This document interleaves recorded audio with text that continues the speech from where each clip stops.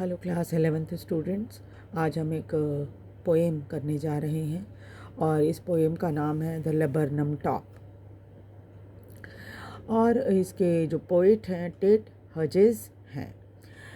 तो चलिए देखते हैं पोएम में क्या क्या बातें कही गई हैं। पहले तो आप ये जान लीजिए कि लेबरनम होता क्या है।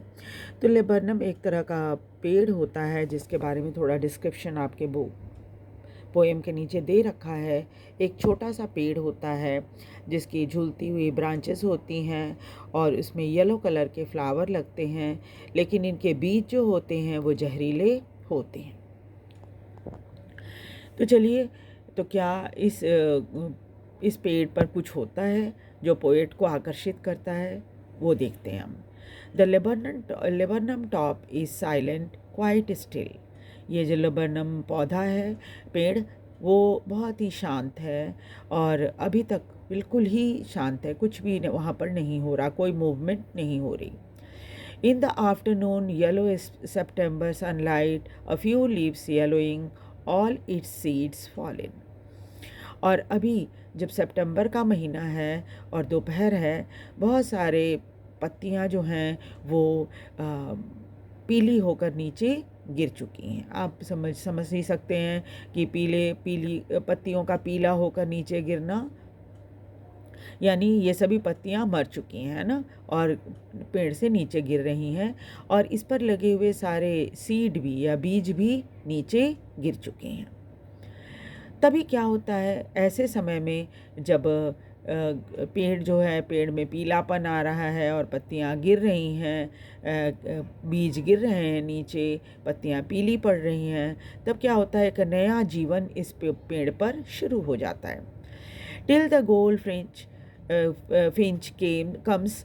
एक गोल्ड फिंच नाम की बर्ड होती है, छोटी सी पीले रंग की, वो वहाँ आ जाती है। With a preaching chirp, suddenness, startlement at a branch and. और उसके बाद क्या होता है, एक डाल के किनारे में वो आकर बैठ जाती है और अचानक सब कुछ बदलने लग जाता है। Then the sleek as a lizard. फिर क्या होता है, वो धीरे धीरे सरकती हुई लिजर्ड की तरह पेड़ में आगे सरकती है, जाती है, बहुत अलर्ट है। एब्रप्ट, फिर अचानक क्या होता है, she enters in the thickness, और पेड़ के झुरमुटे में वो गायब हो जाती है।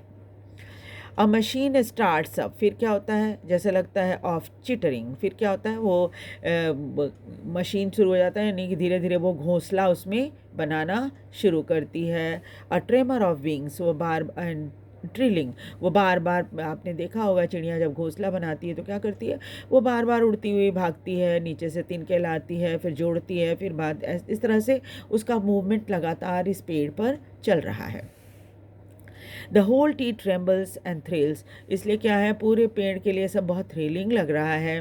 पेड़ हर समय हिलता रहता है क्योंकि ये बर्ड जो है, गोल्ड फिंच बर्ड, वो बार बार आना जाना कर रही है।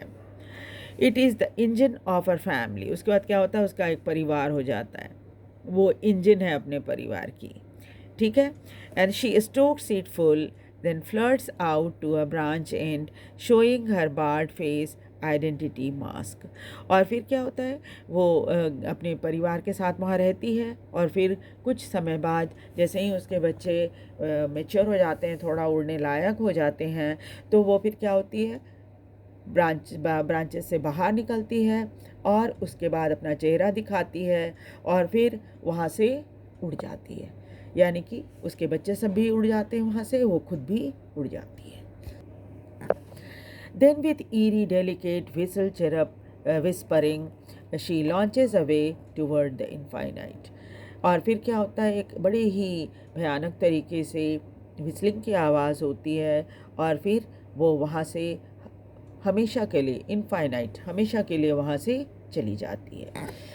And the laburnum subsides to empty. और वो लेबरनम का पेड़ जो है वो फिर से बिल्कुल खाली और शांत हो जाता है। ये तो पोएम है जो कि आपको ये बताती है कि जीवन और मृत्यु जो होता है उसमें कैसा संबंध होता है और एक क्षण के लिए सब कुछ बिल्कुल जब शांत होता है तो लगता है कोई जीवन नहीं है, और फिर अचानक वहाँ पर जीवन हो जाता है, एक जीवंत वक्त होता है इस पेड़ का।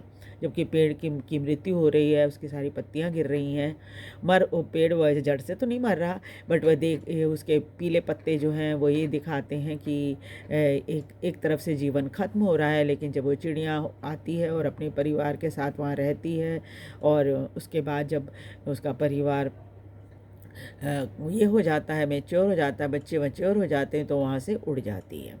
ठीक है, तो ये तो है पोएम। इसके अलावा जो क्या क्या फिगर ऑफ स्पीच यहाँ देखने के लिए आपको मिल रहा है वो देखिए।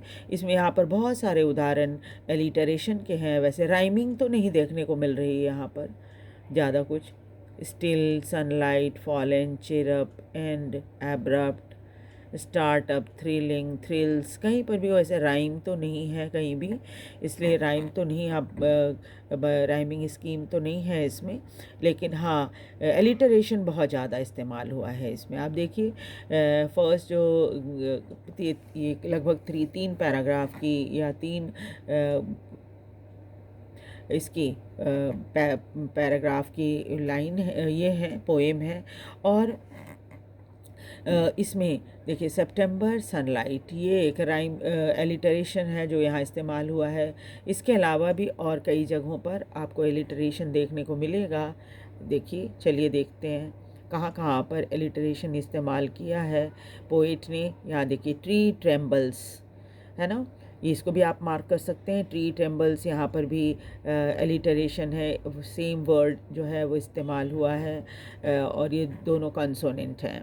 इस चीज़ का भी ध्यान रखना पड़ता है कि जो फर्स्ट लेटर है वो कंसोनेंट होना चाहिए एलिटरेशन में।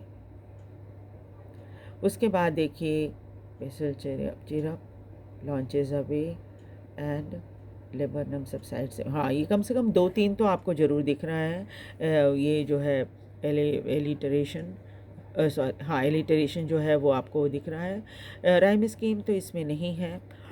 और ये पोएट के इस फीलिंग को बताता है कि पोएट आपसे ये कहना चाह रहा है कि जहाँ हमें ये दिखता है कि जीवन ख़त्म हो गया है, वहाँ से फिर एक नया जीवन शुरू भी हो जाता है। ठीक है, तो ये लाइफ साइकिल जो है वो चलती ही रहती है। आपको पोएम कैसा लगा आप मुझे ज़रूर बताइए, और लाइक और सब्सक्राइब भी ज़रूर कीजिए। Thank you very much.